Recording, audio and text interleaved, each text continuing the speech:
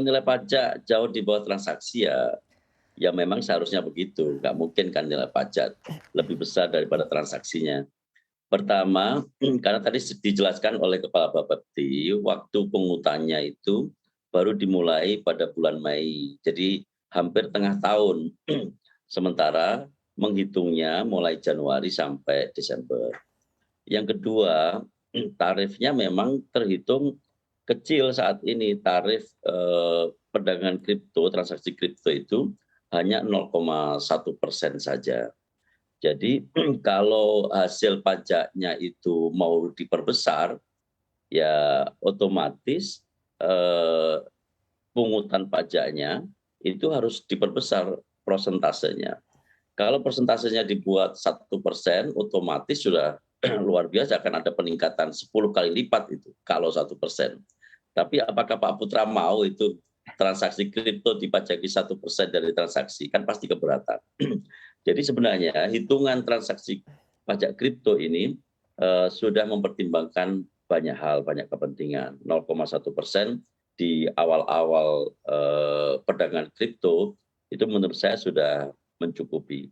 Tidak relevan juga kalau mau mintanya tanpa pajak, itu nggak ada di dunia, itu nggak ada.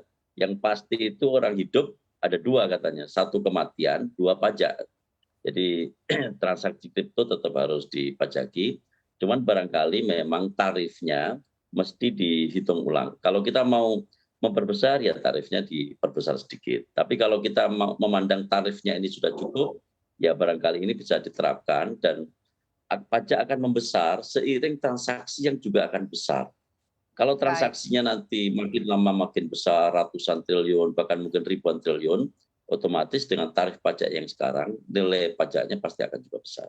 Baik, jadi artinya untuk saat ini, untuk pajaknya sendiri Bapak rasa sudah cukup Pak? Tidak perlu naik lagi begitu untuk nominalnya?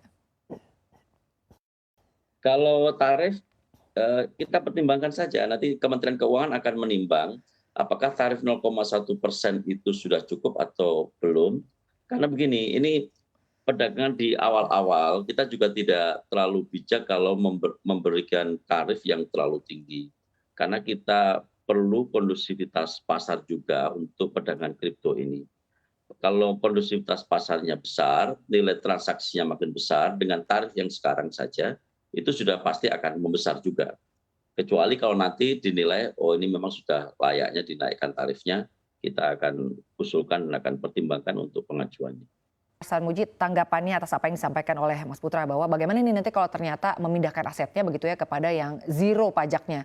Artinya mungkin ya sebetulnya kan ini adalah kalimat tidak lain bahwa memang keberatan ya Pak untuk dipungut pajaknya. Tanggapan Anda untuk hal ini seperti apa Pak Hasan Mujid? Jadi begini, urusan memindahkan aset di transaksi digital itu memang mudah, tetapi tidak semudah yang dibayangkan karena faktor yang menjadi kunci untuk memindahkan itu bukan hanya persoalan pajak, tetapi ada kepastian hukum, ada juga pertimbangan keamanan modalnya dan sebagainya.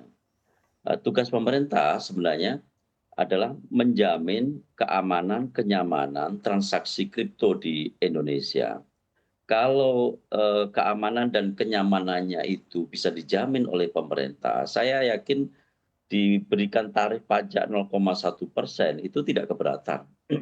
Dan saya meyakini itu karena yang diperhatikan oleh para pedagang kripto itu tadi, aman apa enggak? Kalau saya taruh uang di dalam negeri aman apa enggak?